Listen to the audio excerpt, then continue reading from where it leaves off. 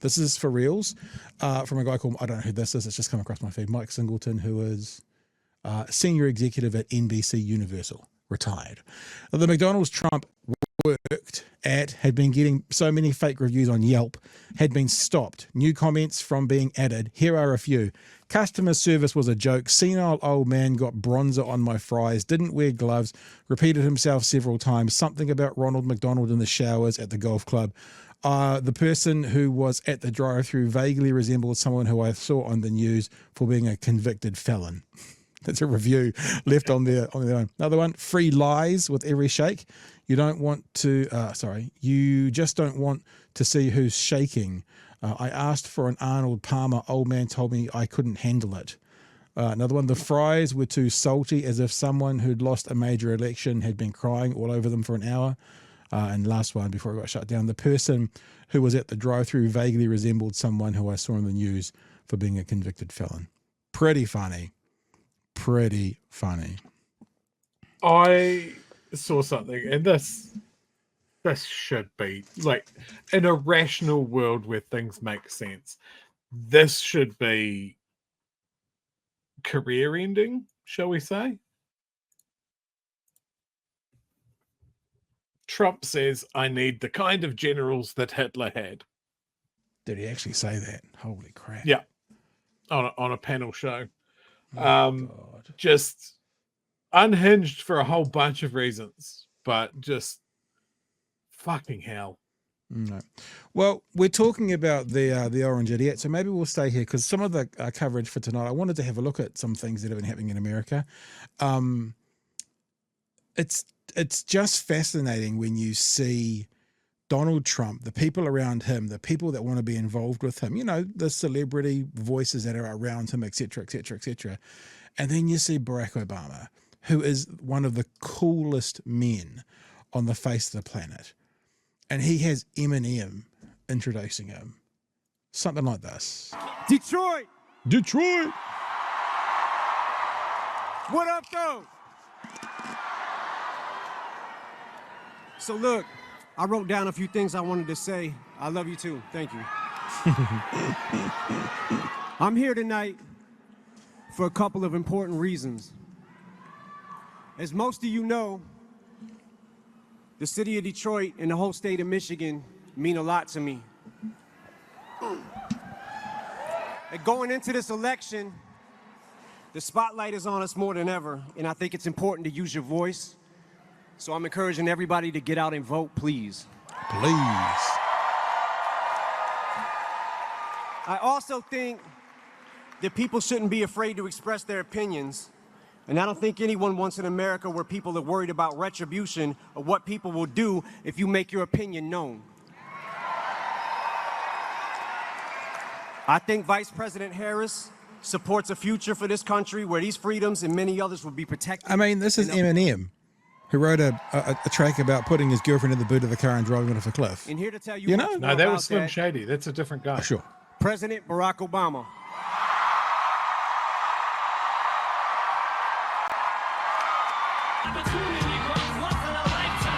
That'll get us taken off that little bit of music, so I'll just talk over it a little bit. You know, I have done a lot of rallies, so I don't usually get nervous. But I was feeling some kind of way following Eminem. I mean, I notice my palms are sweaty, knees weak, arms are heavy, vomit on my sweater already, mom's spaghetti.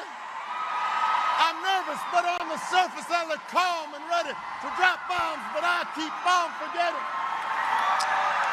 I don't remember who it was, but we recently had a New Zealand politician quote Eminem. Do you remember that? And it was just shocking. I think Obama does it with style. And good to still see, though, that, you know, people are still calling him a war criminal. I guess it's just commentary on, and it's like when you think, when you look back wistfully to the Rhodes Scholar that was fucking George W. Bush, when your example is now Donald Trump. I was talking about that at dinner tonight. Yeah, simpler times. Yeah. I've got another clip to play, but killed like 1.3 million Iraqis or whatever. Yeah. But you know, simpler times.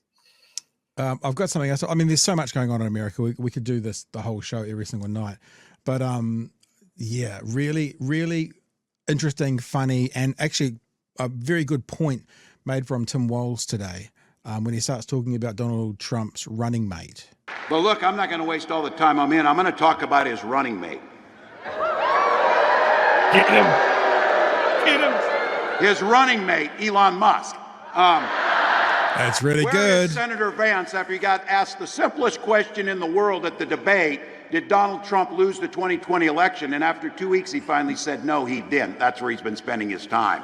But that's it. So, look, Elon's on that stage, jumping around, skipping like a dipshit on these things. You know it. It's good. It's good messaging, delivered well. Think about it. Think about that. That guy is literally the richest man in the world, spending millions of dollars to help Donald Trump buy an election. Now look, they're saying the quiet parts out loud now because Donald Trump has already promised that he would put Elon in charge of government regulations that oversee the businesses that Elon runs. That's a hell of a buy. He could spend billions to make more than 10 billion on the back end. So in other words, Donald Trump, in front of the eyes of the American public, is promising corruption. That's what he's promising you. And you know what? I don't believe he keeps many promises, but he'll keep that one. I'll guarantee you he'll keep that one. It's good, man. It's good. It's good messaging, delivered well. I think I've showed before. I think we've all seen when he was talking to his daughter about eating turkey at the state fair. You know, he's good, but the messaging is strong. That's a strong message. And now with Elon Musk giving out $1 million a day to people who register to vote and sign his basically loyalty oath, there's questions coming up around, is he allowed to do that? Is he breaking a law? So you've got these people who are literally looking to buy this election. And it's so weird to say this, Chewy.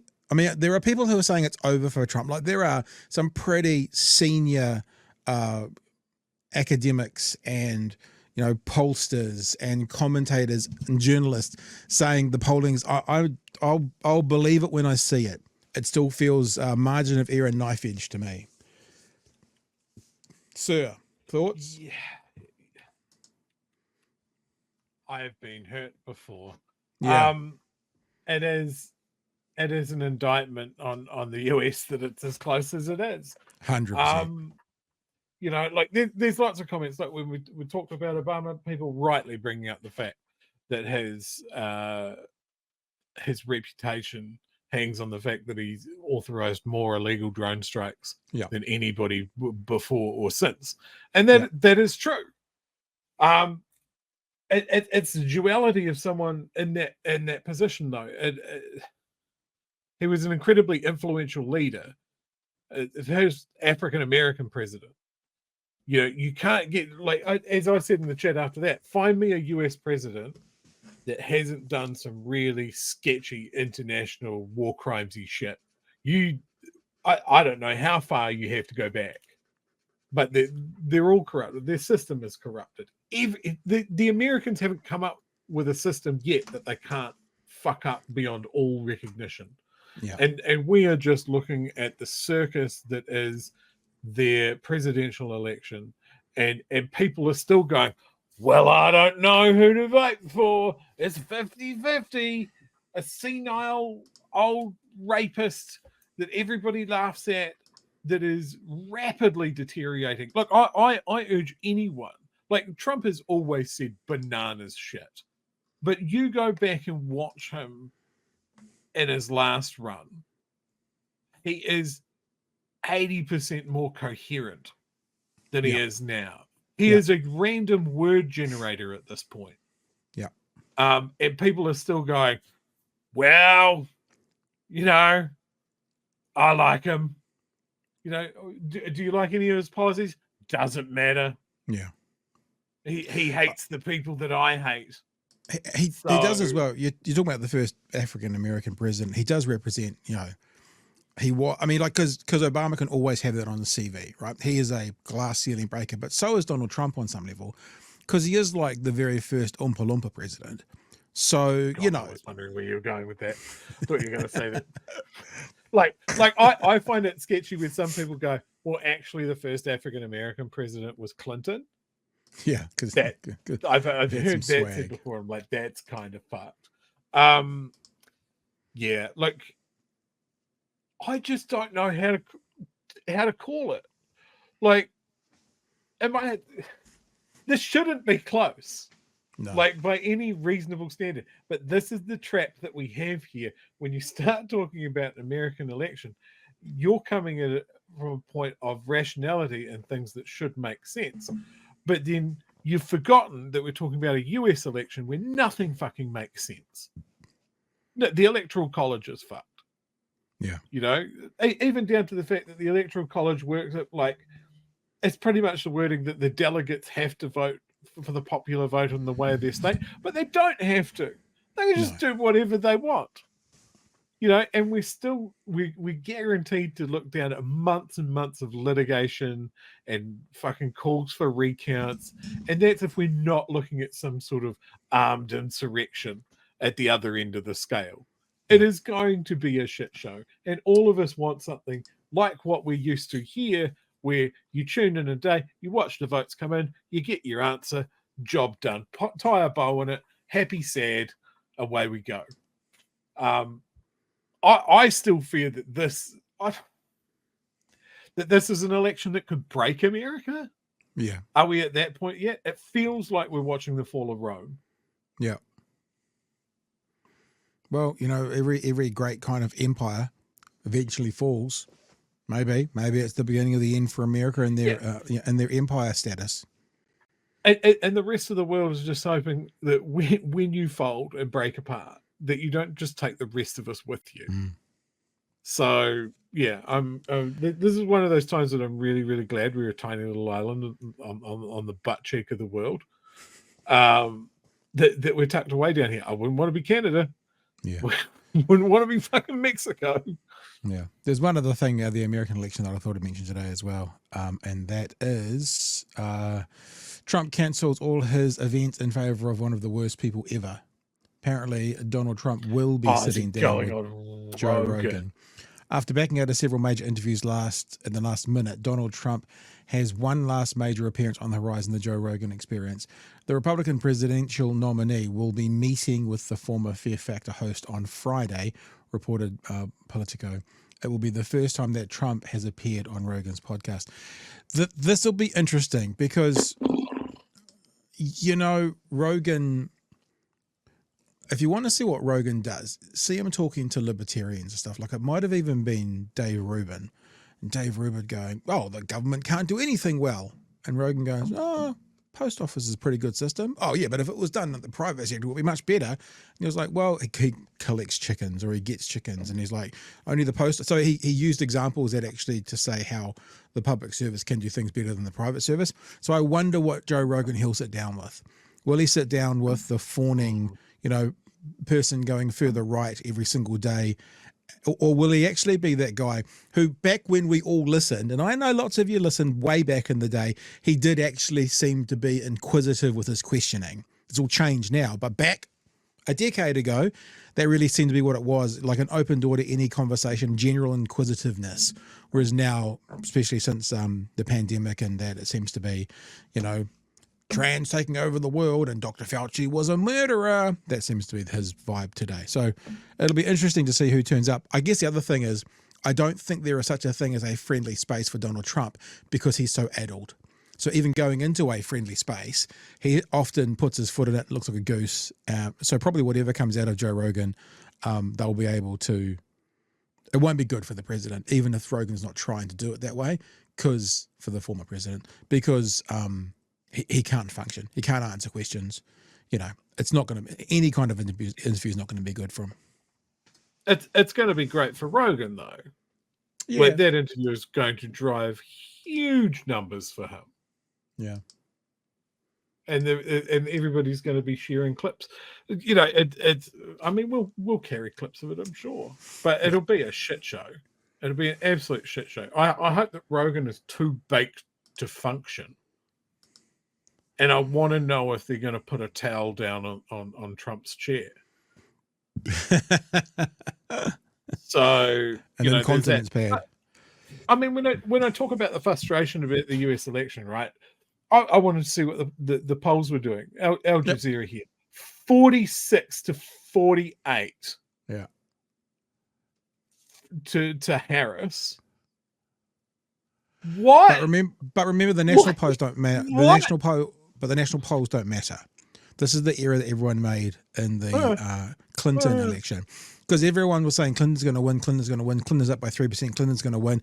It was only ever the national vote that they looked at, and Clinton got 2.5% more votes than Trump. So those polls were actually correct, but now they need to break it down much more to those swing states, and the swing states seem a lot closer than that. And that's exactly what Al Jazeera is saying there at the bottom. National surveys provide a valuable insight into voter sentiment, but the outcome of the Electoral College, determined by state results, ultimately decides the winner, with 7 battleground states expected to be critical, and that's all their focus. It's 7 states. If you live in any other state, fuck you, no one cares. But I'm more commenting on just like people were polled. 46.3% of people polled went, "Yeah, I'm Trump. I'm for Trump." Yeah. What the hell? Yeah, they probably never will, because for them to change something would be a constitutional amendment, which means they probably have to have like a 75% majority to pass it. But they have to go to the popular vote. I mean, basically everyone in California, everyone in New York, everyone, all these places, as you say, their votes don't count. And I don't think it'll ever go through, because the Republicans think it'd be bad for them.